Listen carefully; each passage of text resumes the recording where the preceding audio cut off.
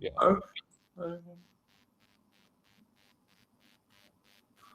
Right, now we're live.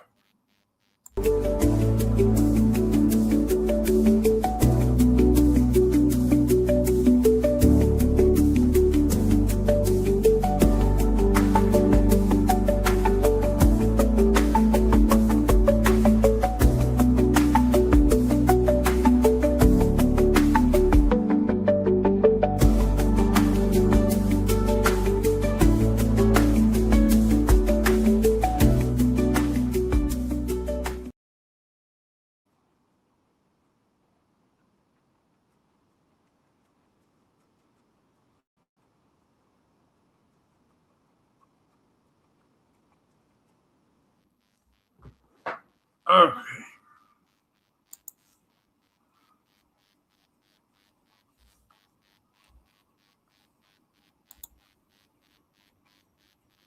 Good day, ladies and gents. And as always,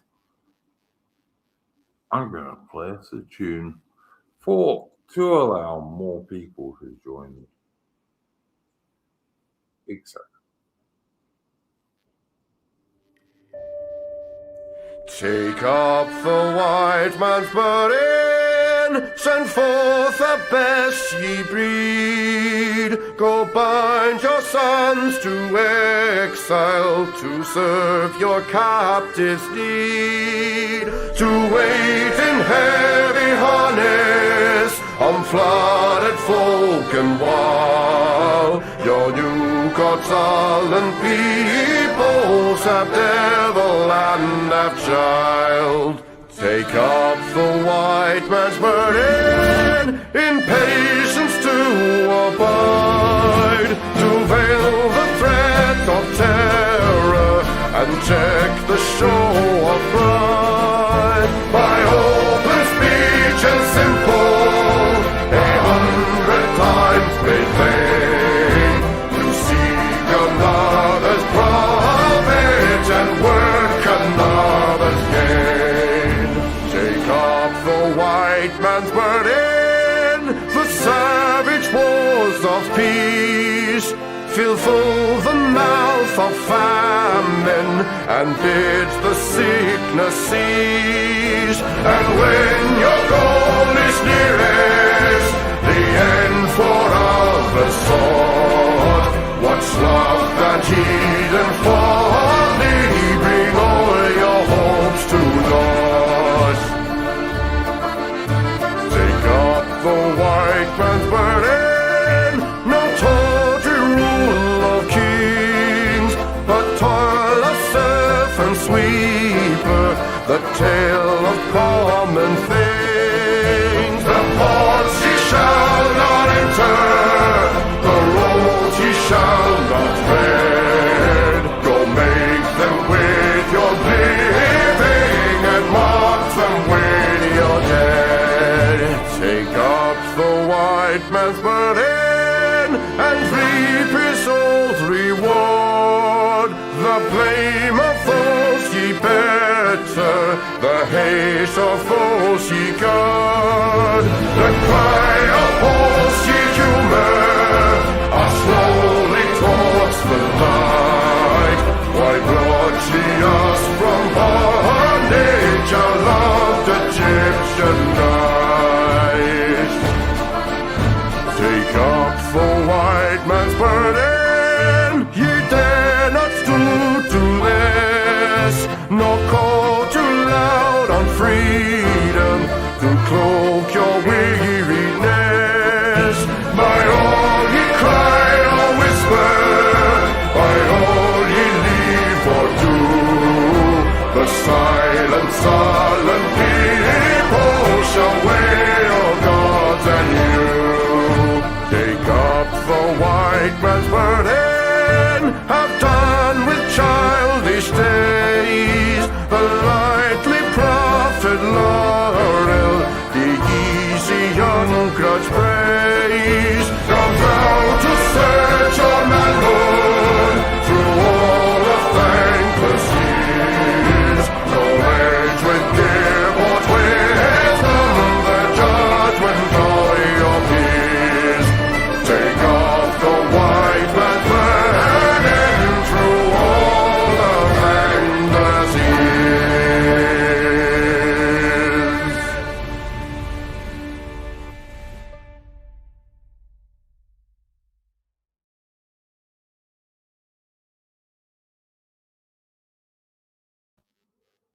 And that was, of course, the excellent Chris Scott, who makes great music. He's a good right-wing musician.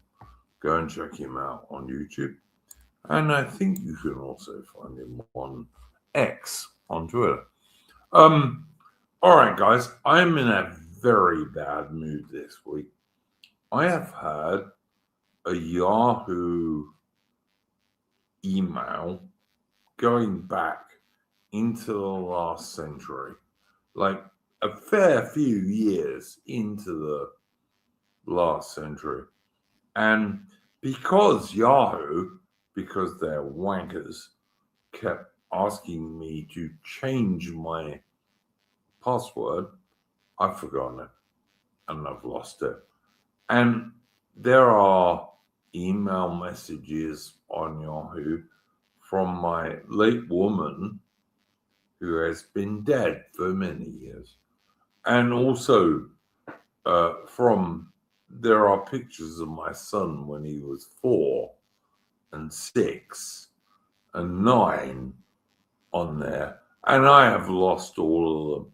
And I went on to X, I went on to Twitter, and I asked Yahoo, what can you do to help me get back into my email that I've had for, I don't know, 30 years? And they said, nah, can't do anything. So I've probably lost messages, photographs, etc., that go back way, way over a quarter of a century. Yeah, that ain't too cool, I don't think. And it's made me in a very bad mood. It was so bad that I was trying to pay for my internet this week, and I got hold of Telstra, which is the Australian internet provider. I got hold of them on my telephone. I got hold of them online, and they said, no, I can't do anything.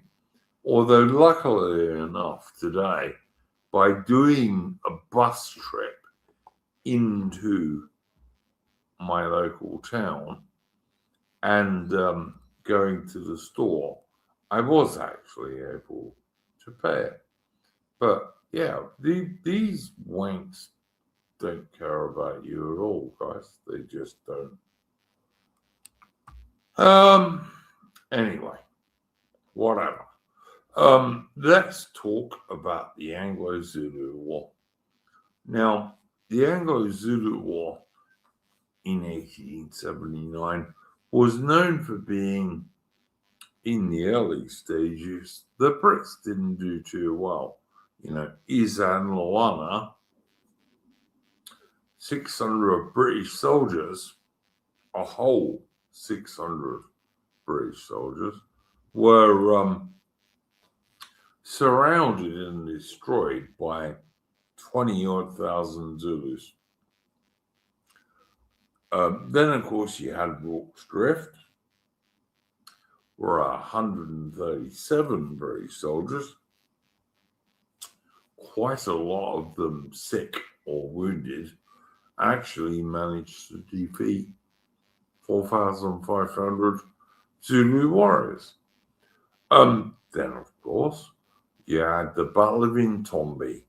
And if you follow our channel, you will know we've done a whole video on the Battle of Intombi. And Colour Sergeant Charles Booth winning a very well-deserved VC because he was just a really good soldier. Then, most people don't know anything about the Zulu War. So what really happened was that the number 4 column of the British Army was under a guy called General Sir Evelyn Wood. Now, Wood had joined the Royal Navy as a young man, and he took part in attacks on the Russian defenses in the Crimea at the Redan in 1855. Very, very brave guy. Also a bit stupid. He made a bet that he could ride a giraffe and got his nose totally broken as a result. But young men do silly things, and Evelyn Wood did that too. But anyway, he was given command of the number 4 column in the Anglo-Zulu War of 1879. And he was in the north of the British colony of Natal, where there were quite a lot of semi-independent Zulu chieftains and what have you. Mitch, anything you want to say about this so far? Yeah, as I said in my Discord, like my main knowledge of was Anglo-Zulu Wars, like Rorke's Drift, as well as Eastern Dawana earlier. But yeah, I forget the yeah, there's one thing with knowing about Ketchwayo. He didn't have control over every single Zulu. There were some Zulus who lived on really, suppose he had maintenance terrain in northern Zululand that lived on the borders of the Boers, and they were mainly known for cattle rustling. So they're more of a nuisance rather than anything seriously terrible up the Zulu army. But yeah, and you have because the thing was, yeah, the original plan was you have 3 main columns. You have one in the centre under Chelmsford, one in the south under Pearson, and the northern one by Evelyn Wood. And well, things don't go according to plan, to say the least. Yeah, that's fair. Yeah, look, the thing is, it makes some sense to do that, but if you're fighting an army like the Zulus, who can produce something like 25,000 warriors, you can't have little gaps between your columns, really. Although, of course, one of the things people need to understand about the Zulu War is the British government didn't want a Zulu War. They told Sir Freer more than once, the British High Commissioner in South Africa, they told him more than once, we do not want a Zulu War at the moment. We may have a war against the Russians in Afghanistan, and as a result, we don't want to fight a Zulu War. But Sir Freer ignored them. So, whatever that happened. You can only say what happened. But anyway, the Brits had not been doing all that great in the Zulu War. Just before the 2 battles we're going to talk about this evening, a British company escorting a supply convoy had been ambushed on the Ntombi River by the Zulus and very largely destroyed. I did do a stream earlier in this series of history streams on how Colour Sergeant Anthony Booth saved some of those men because he was just a really good soldier, and he was. and rightly won a Victoria Cross. But the Zulu War had not been going well for the British. Chelmsford sent a message to Wood, and Wood was a pretty talented, intelligent commander. And he said, look, you might get the whole Zulu force down upon you because my column has been half destroyed. But you should try and draw the Zulus off from me, because what at this stage Chelmsford was trying to do was relieve the British forces besieged in Ishawi, which is one of the more coastal settlements in those days.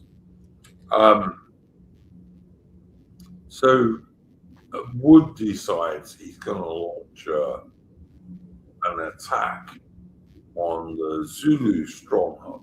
Zulu, to let you understand, in northern Zululand and that sort of area, there were a lot of semi-independent Zulu chieftains. They kind of owed allegiance to Hwaya, but they were also semi-independent. There were a lot of those guys in that area. So Wood decides he's going to get all his irregular cavalry, all his mounted rifles, and launch an attack on Hlobane Mountain. Now, Hlobane Mountain, which I myself have walked over, I don't know, 5 or 6 times. It's a massive tabletop mountain. There's only really one way up and one way down. And the top of it is this massive tabletop mountain. I think it's probably, I don't know, between 1.5 miles and 2 miles wide on the top and 6 or maybe 7 miles long. And there's a way to get up on the southwestern corner. And if you want to get down on the, I'm sorry, there's a way to get up on the northeastern corner. But if you want to get down on the southwest end, there's only one way. And it's very steep. It's got loads of boulders. I wouldn't want to try and ride a horse down that. Just riding a horse down that, I just wouldn't want it. There's far too much chance. Yeah, so it'd be fair to say, like, reconnaissance just wasn't really being committed in this neck of the woods in the lead up to what eventually becomes a battle in this neck of the woods. Because it's like, let's say you play a total war game, but one of the first things you do upon sizing the battlefield is you take into account, let's say, the altitude of like low nearby hills and mountains. You think, where could your enemy hide? Or like, let's say you've got a cavalry largely force, such as like the force that Redvers Buller and other officers having to command in terms of fanning out, I suppose you could say. Ideally, So this particular Hlobane Mountain and like the steep cliffs and all the boulders and all the caves and so on, it's some of the worst territory to deal any sort of cavalry force in, and it just comes across as, well, the reconnaissance just was sorely lacking in that neck of the woods on our part. Yeah, Mitch, I don't think there was any reconnaissance.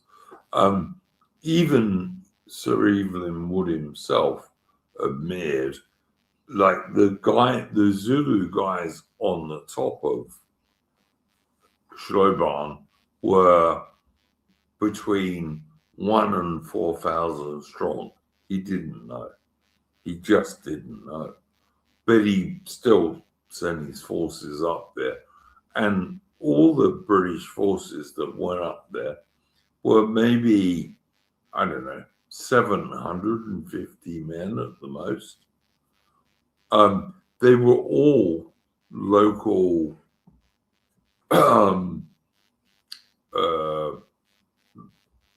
Like native auxiliaries. Native auxiliaries. they were all mounted infantry, basically. His force included 250 men of the Frontier Light Horse, which was his biggest unit. He had about 200 British Imperial mounted infantry who were guys selected from the British infantry who knew about horses, which of course in 1879 was quite common because even a guy in a city, like your buses, your trams, all your transport was done by horses. The guys knew a lot more about horses in 1879 than they do now. But he had another, I don't know, half a dozen or so regiments and units, including Piet Eustace Burger Force, which was a group of about 50 Afrikaners who were supporting the British in the Anglo-Zulu War. And Piet Eustace got killed in this battle, by the way. But yeah, almost all his guys were mounted infantry, irregular soldiers. And Wood didn't really know how many Abergwalusi were on the top of that mountain. It was somewhere between 1,000 and 4,000. But he sent his soldiers up there. They ended up having a bit of a fight to even get onto the plateau. Because let me explain this again, because I've walked across this mountain many times. It's a totally flat-topped tabletop mountain, but there's only like one way up on the southern eastern side, and there's one way down on the western southern side. And like I said, I wouldn't want to get a horse who was a really, really good horse and try and get down the Devil's Pass without people trying to shoot me or stab me, as actually happened. But yeah, Hlobane almost became a disaster. It didn't, but it was almost a disaster. It was a defeat for sure, because as the British mounted infantry guys were on the top of the mountain, some of the guys who were nearer the edge of the mountain looked down and saw this black stain coming across the land like it was 1,000,000 ants. And it was the main Zulu impi that had defeated the 24th Regiment at Izanawana, and they were arriving at the base of the mountain while all these mounted infantry troops were at the top. So would it be fair to say they would stop? So as they sighted the Zulus coming in, would it be fair to say they got tired? Like they weren't in not really much of a like they weren't really that fresh in order to engage a Zulu force that likely outnumbered them like at least 2-1, if not more. Coming down to them with great speed as well, because I think it was like 20 or 30 miles a Zulu imp could do in a day in their own land. It was 50 miles actually, but yeah. But yeah, no, these guys had fought quite hard to get to the top of this tabletop mountain. And then they had fought all the way across it. And then they're near the end of it. They haven't really achieved a great deal. They've killed some Aberquelusi. The Aberquelusi have killed some of them. And then they've got this nightmare staircase to get down, or they're all going to die. Like, I've gone down the Devil's Pass 4 times at least, and you can do it on foot, but it takes you a while. But trying to do that on a horse, where his hooves might, his horseshoes might slip on a boulder or a rock. And the thing is, if you got down the bottom of the Devil's Pass and your horse was dead, you were dead, because there were 25,000 Zulu warriors who were lapping around the side of it.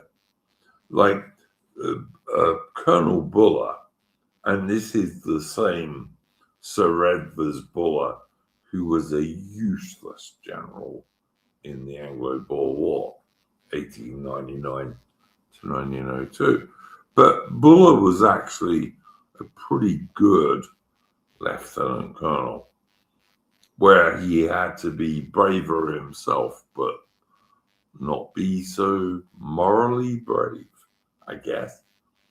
But Buller would repeatedly, and this was our thumbnail, he'd ride up to some guy who'd lost his horse right in front of all these hundreds and thousands of Zulus who were firing muskets and rifles and chucking thrown spears at him. He'd go right up to these guys, pick up some bloke who'd lost his horse, stick him up behind him, and then gallop off for a few hundred yards until he took him to safety. And then he'd go back and do it again. And Buller did this like more than half a dozen times in this battle.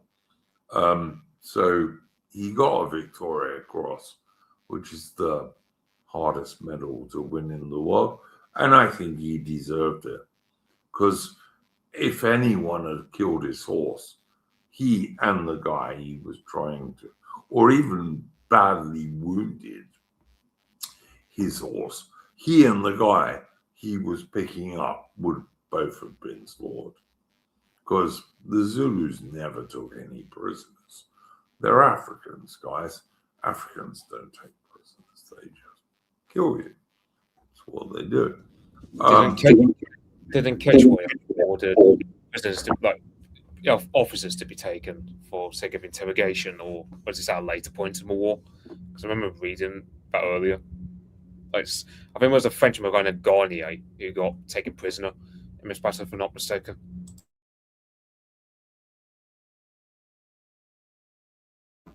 Yeah, you're right, Mitch. Garnier may or may not have told the truth, though, having said that. But yeah. Ketchwayo did want prisoners, but he was talking to Africans, and their understanding is limited, let's say that. So it didn't really work out the way he wanted.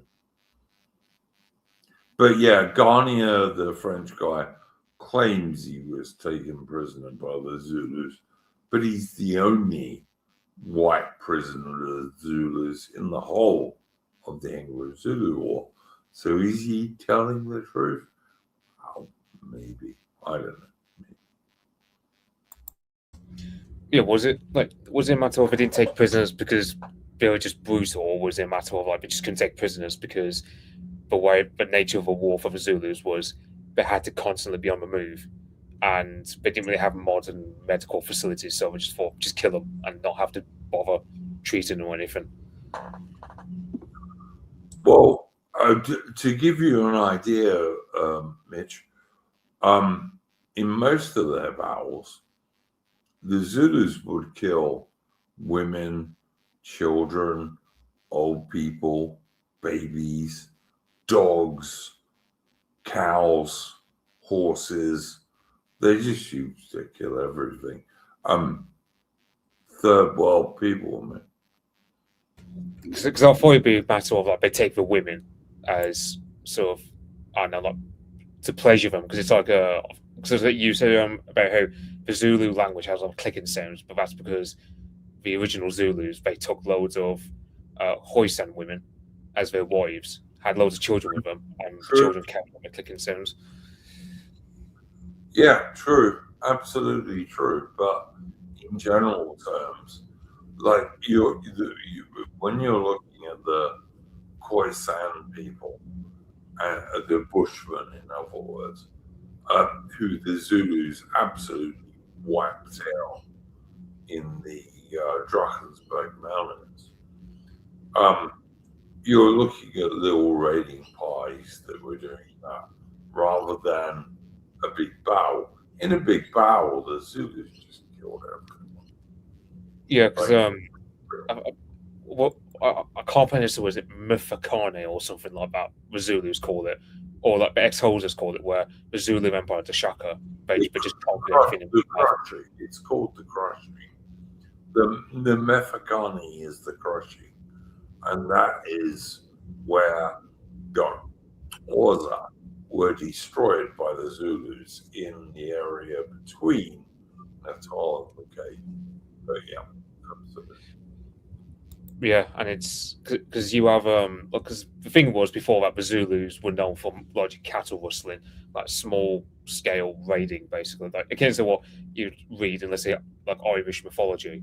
But then Shaka Zulu comes in with a buffalo horns, and it really just becomes wars of annihilation, where the Zulus they're not devoted anymore to just small time cattle raiding, but more now they're just annihilating entire tribes.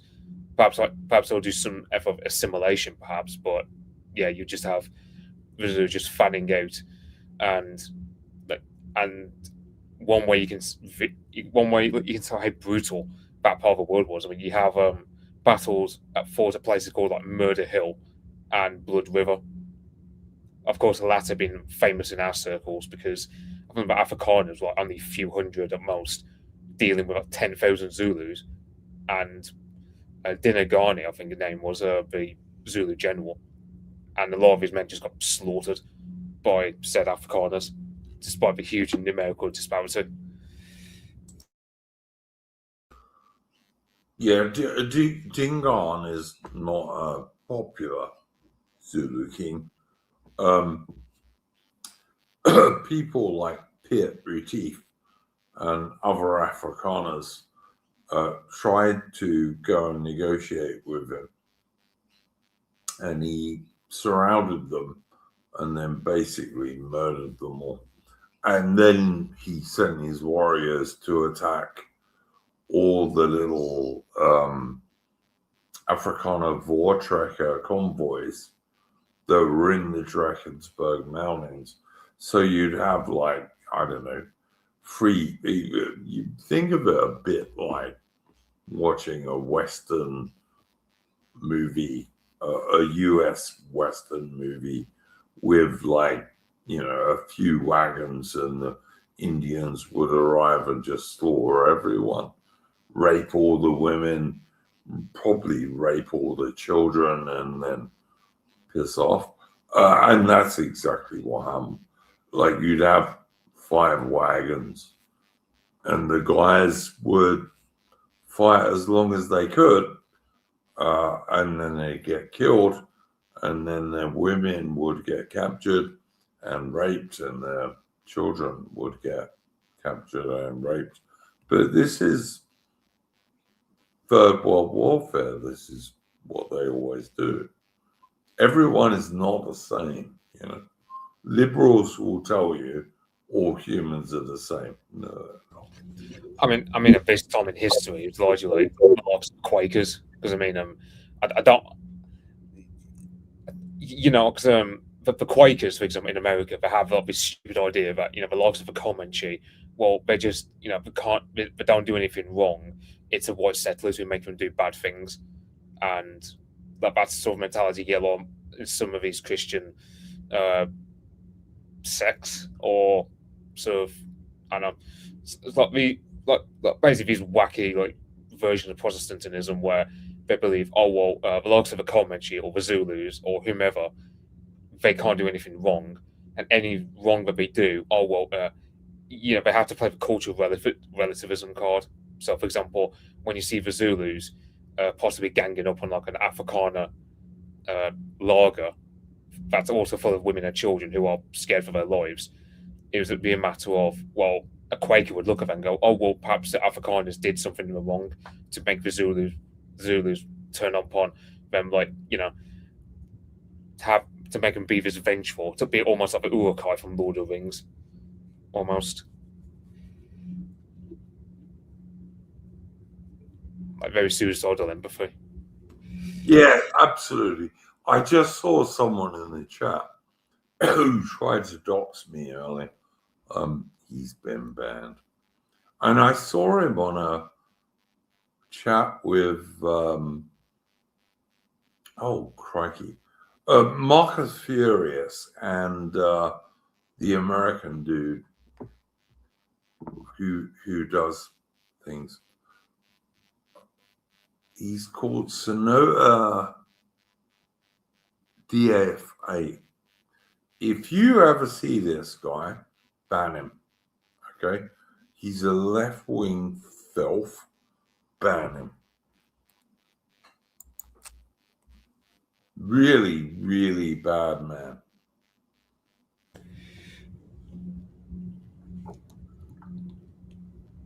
Sorry, Rich, you were saying?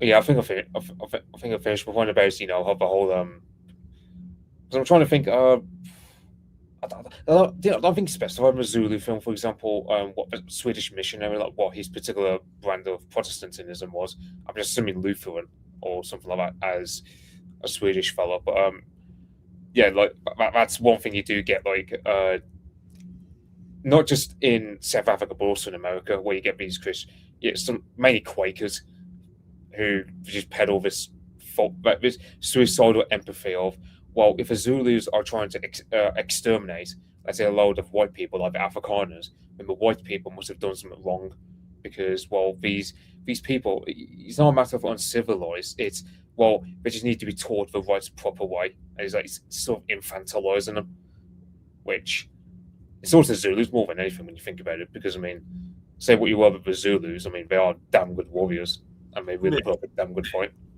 Mitch, it's exactly what you're saying. And yes, Woodpit, that is a doxer. If you ever see him, like, ban him, basically. He's a scum. I've been doxed already, so I don't give a shit, but whatever. Look, the Zulu were not nice guys. I'm sorry, they weren't.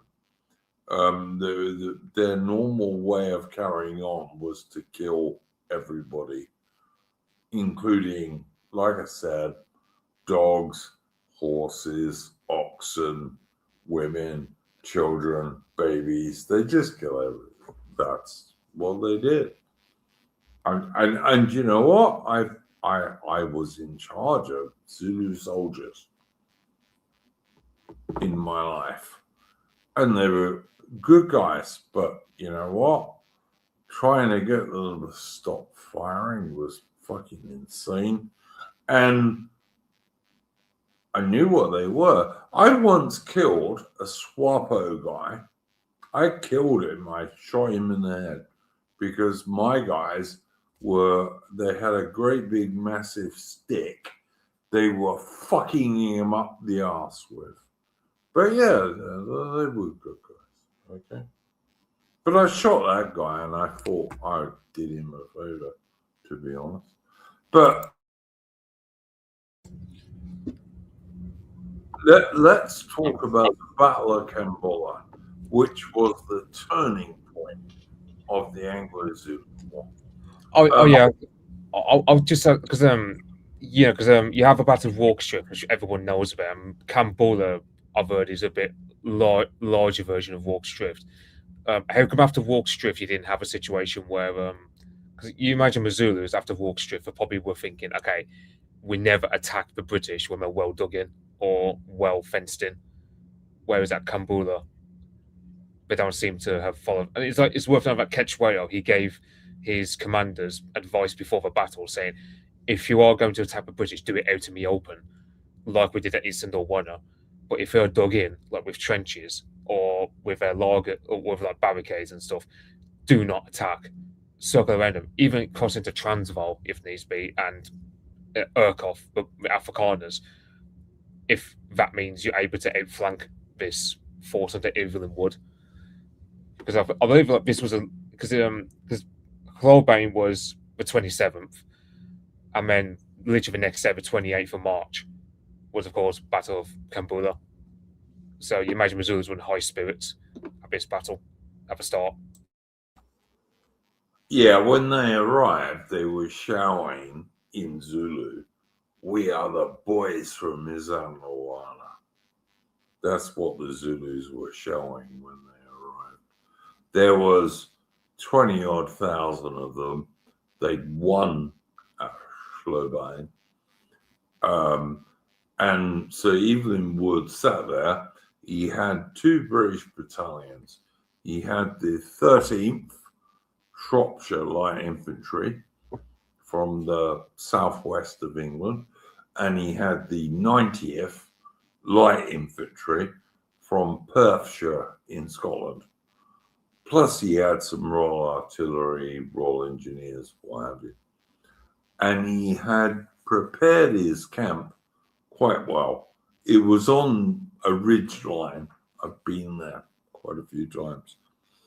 And on the top of it, he had a redoubt, like a fortification, an earthwork fortification that could take 4 guns and some infantry.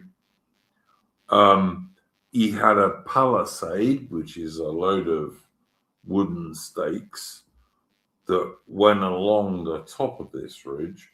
Then he had a wagon laager, and in the wagon laager were all his oxen and slaughter cow and all this kind of stuff. But he was nonetheless surrounded. He had 8 companies of infantry, actually he had 16 companies of infantry. So he was twice as strong as the guys at Izanlawana. And Wood, because he was an intelligent general, eventually became a field marshal. His first battle was fighting the Russians at Sevastopol in the Crimean War.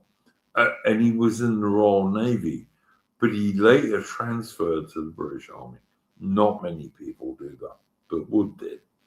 But anyway, Wood was an intelligent British commander.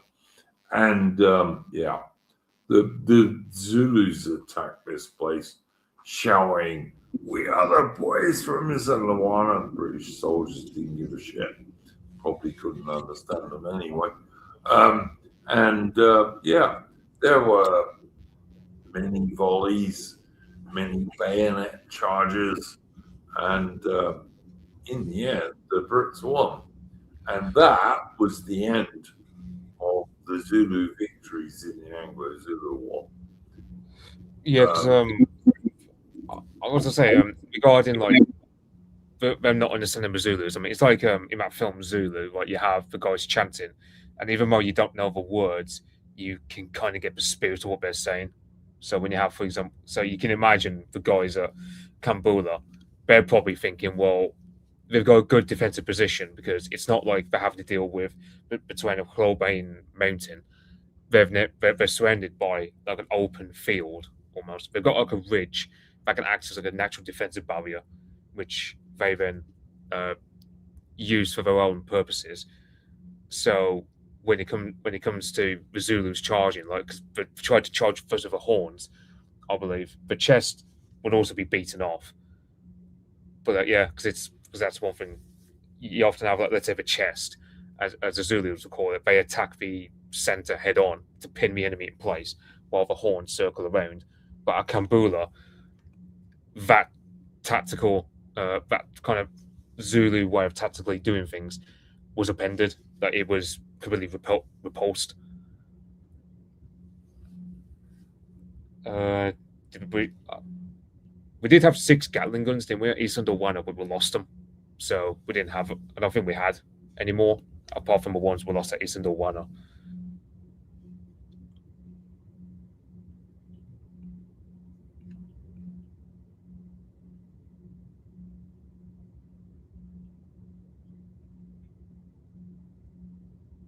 Hello, Duke.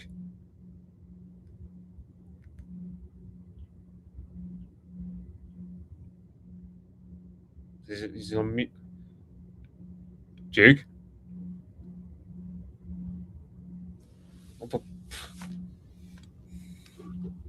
Yeah, Mitch. The British Army did have Gatling guns during this time, although only a few. If you look at a British battle called Inyazani near the coast early in the war, there was a British Royal Navy midshipman called Cadwallader Coker who was in charge of a Royal Naval Brigade British Gatling gun. He sadly later died during the siege of Ashawi. You can see his grave in Ashawi if you go visit. But yeah, there were some British Gatling guns. There were none at the Battle of Kambula, and there were none at Isla. But we did have them. And a Gatling gun, for anyone who doesn't understand, is a hand cranked kind of machine gun, kind of. Yeah, because it's not like a machine gun in the sense that you have like a Vickers gun in the same sense. It's like kind of like it has to be put on wheels. So it's it looks like a small artillery piece, basically. Yeah. Yeah, so it's like it's one of things where it's good for, I don't know, stopping a cavalry charge, I suppose. But when you're dealing with a fast-moving Zulu Imperi, I don't know how it's kind of like, well, yeah, I don't see how because they're not as portable as, let's say, the Lewis gun in the First World War. Oh, no, Yeah. no, not at all, Mitch. No. Gatling gun was a small artillery piece, basically. Yeah. It's not at all like a machine gun in modern times. Anglican. How Angelic's domain is. Yeah, you're saying, was there a difference in quality between colonial and British troops? The British infantry were probably more staunch, whereas the colonial troops were, for the vast majority, mounted rifles, that sort of thing, in very small units. Some of them were very brave and good soldiers, but they were in very small units, and they were mostly mounted infantry. Yeah, because I can imagine being a similar situation to like when an American studies the French and Indian War, and you see like let's say you might have like a regiment from Great Britain working alongside, let's say, Rogers Rangers, or let's say native auxiliaries dealing with French as well as their native allies. It's kind of like, well, the colonial troops have their own strengths, which is they know the terrain a lot better, and uh, they can do things that the regular infantry can't do.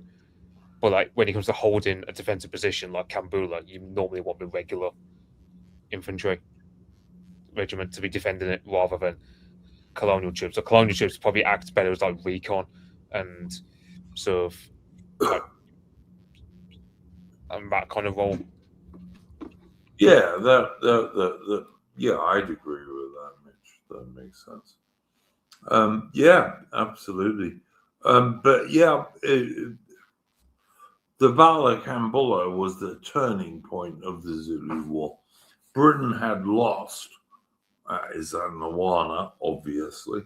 An earlier stream in this series talked about the Battle of Intombi, where again Britain lost.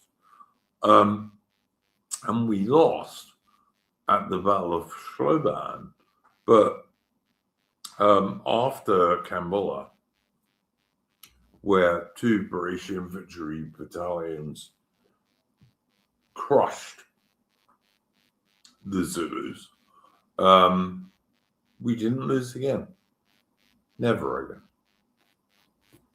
So yeah, I think there's because I think it was like the initial invasion, yeah, it just went pear-shaped because it's like Isandlwana, like it's like chalk and cheese between Isandlwana versus Kambula because Evelyn Wood learned that you should not overstretch your forces, and also he barricades his positions in so that and also has his artillery set up so that around his lager there's just an outright killing field. And apparently, like after the battle, there's this one Zulu eyewitness, this one Zulu warrior who said something along the lines of, "After Kambula, we dared never go within shooting range of a British army again, or like we didn't want to at any rate."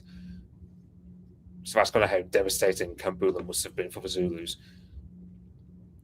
In that, they understood like the fight because it's one thing is like you have. Because the Zulus do have some of our rifles, like they took off and dead at Isandlwana, but they're completely new to those Martini Henry rifles. I doubt they could come up with any tactical prowess with them by the time you get to Kambula. Certainly not be able to fire in like massive volleys, firing by rank like we could. So, yeah, the Zulus just didn't have much of an answer for how well dug in we were. yeah, look, that all of that is true, Mitch. But the thing was at Kambula, Wood he built a redoubt that held most of his artillery, not all of it, but also infantry to protect it.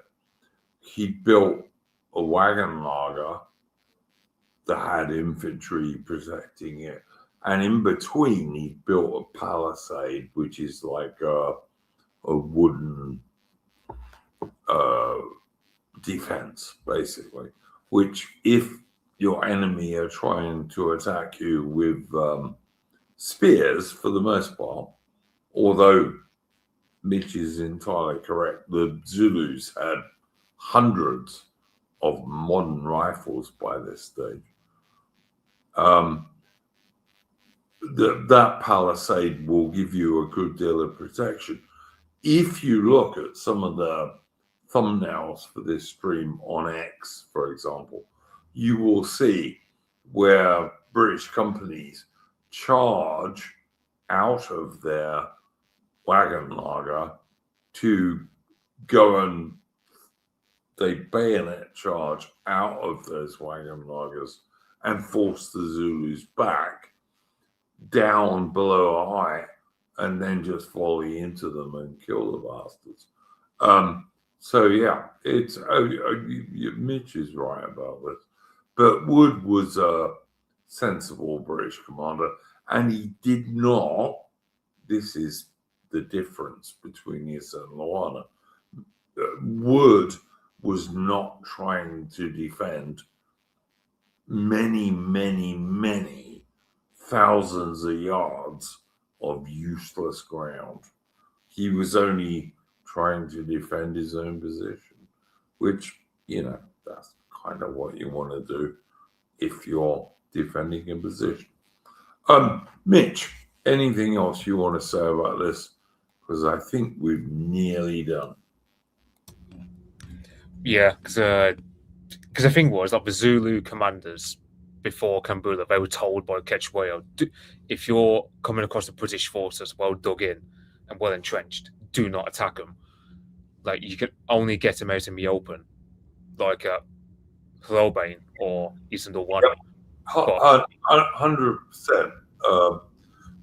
Ketchwayo, the Zulu king, was not an idiot, but none of his generals ever listened to him. I suppose it's a victory disease. They thought, well, we've beaten the British at Eastern Wana, we've beaten them at Hlobane, so we can do anything. And then reality comes hard like a sledgehammer. That Kambula. Was it 6 12-pounders or 6 18-pounders, something like that? Like we had, because they were finding canister shot at the Zulus. 6 7-pounders actually. Oh, I thought it was heavy. I thought it was heavy. No. They had 6 7-pounder mountain guns on field carriages. Nothing very much. I was expecting heavier going up because I was reading earlier about it. And it said like the canister shot from most cannons devastated the Zulu ranks to a point where you'd say like a killing field. Because it was one of the things where when you look up the terrain around the lager, it was just perfectly built for defense, and it's one of the things where you go, why do the Zulus engage us? Do you want to know something cool, Mitch? I went there in the 80s, and the Zulu guys would sell me huge numbers of British Martini Henry cartridges. Like when you fire a bullet, the cartridge case falls out of the rifle. These Zulu guys would sell me them. Like I'd have to pay for them, of course. But yeah, it was pretty cool. But yeah. Yeah, go ahead. Angelic Dim was asking how large was the British military presence in South Africa after Anglo-Zulu War. I mean, the thing was, there was like internal fighting among the Zulus, wasn't there, between Ketchwayo and some guys whose name I can't pronounce for the life of me. But yeah, you had like internal fighting among the Zulus, and you also had, because it was like 5 years before that we had the first Boer War, which went rather pear-shaped. But yeah, it was a matter of the British force during the Zulu War was about, I don't know, probably you'd say a division. There was about 10 British Army regiments, probably 6 batteries of artillery and 2 cavalry regiments, the 17th Lancers and the 1st Dragoon Guards, plus a load of local South African forces, of course. That was rapidly reduced after the Anglo-Zulu War. I mean, Mitch just mentioned the First Anglo-Boer War, which at some stage we will do a stream on. Although I've got to be very undepressed before I do that, because it's one of the most depressing things in British history, mainly because Gladstone was a scumbag. But anyway. Well, I mean, we did Japanese invasion of Malaya last week, and I felt that was depressing. So yeah, I agree, Mick. That's why I thought we'd do a British victory this week for a change. Plus, we're coming up towards our Christmas break anyway. But yeah, the British presence in South Africa after the Anglo-Zulu War was reduced to not much more than a brigade. So Yeah, and it's like because the thing about Battle of Kambula was, I think like the first engagement of it was at 1:30. By the time you get to 5:30, it's a complete rout. Like we sent like 600 lancers, I believe, and they were just killing scores of Zulus to a point where it just became well, we didn't have any answers at Kambula, but except for the one of the local cavalry regiments had lancers, but there were only 80 of them at Hlobane, and I doubt if 30 of them were still at Kambula. But they were basically the Zulus at Kambula were basically pursued by local light cavalry, mounted infantry type troops. But yeah, it was the turning point of the war. Britain didn't lose another battle after Kambula, which is good, I guess. But yeah, I don't know. I think we've covered this, obviously. Anything you want to plug, Mitch? I mean, I know. I think Absolute Majesty is doing a stream, another stream on Japanese history on Sunday about Toyotomi Hideyoshi, which I should be a guest on. So, well, that would be cool, mate. I watched the last one, and it was really good. So, guys, please go and check out the excellent Apostolic Majesty and Mitch's guest. I guess probably Rupert August will be, and probably Marcus Furious, all friends of mine. So go for it, guys. It just depends on Marcus Furious' internet, because for some reason Australia is not being very kind to him in terms of his internet. I don't know what's going on over his end for that, but yeah. I mean, you've got I remember there's like a third stream talking about Tokugawa Ieyasu, but that's going to be after Christmas. I don't know when that's going to be. Sometime in the new year, I think. So I don't know what that. So I suppose just waiting here for that one, like the third one to end the series. Yeah, I'm gonna look forward to all those guys. We will be back on Saturday UK time, Sunday if you're in Australia, with our normal stream. On the 16th, I'm going to be on AI's channel, and we're going to be doing a British art stream. All of us are going to be picking our 3 favorite British artists and stuffing it to Sargon, basically, who doesn't think British art's any good. But yeah, we'll be doing that on the, let me think, I think on the 16th or the 18th, we're going to do a stream on traditional historical British Christmases with Aaron Hook, which I am looking forward to doing. And I would ask everyone here to look out on Millennial Rose's Millennial Yule stream. Look out for the Lady of Shalott Memorial stream, which should be on the 27th of December. So yeah, do those things, people, and you'll be doing well. Anyway, thank you very much to my guest, Mitch. Not our greatest stream ever, but it's an interesting little vowel or pair of vowels. And I've just walked over them so many times that I thought I'd do it today because I didn't get a suggestion for a stream. So. Yeah. Oh yeah.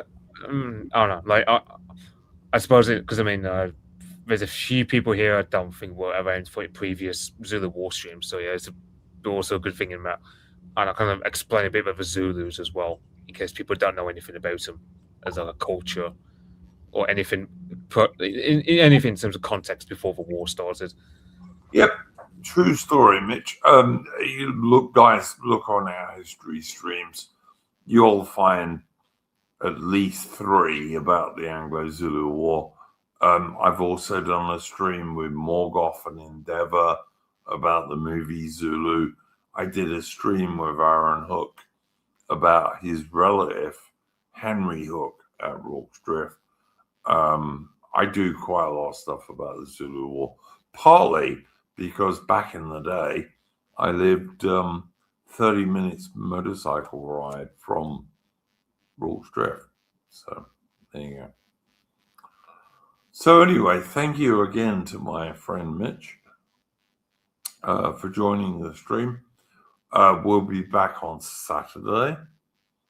Do come and check out what we are talking about.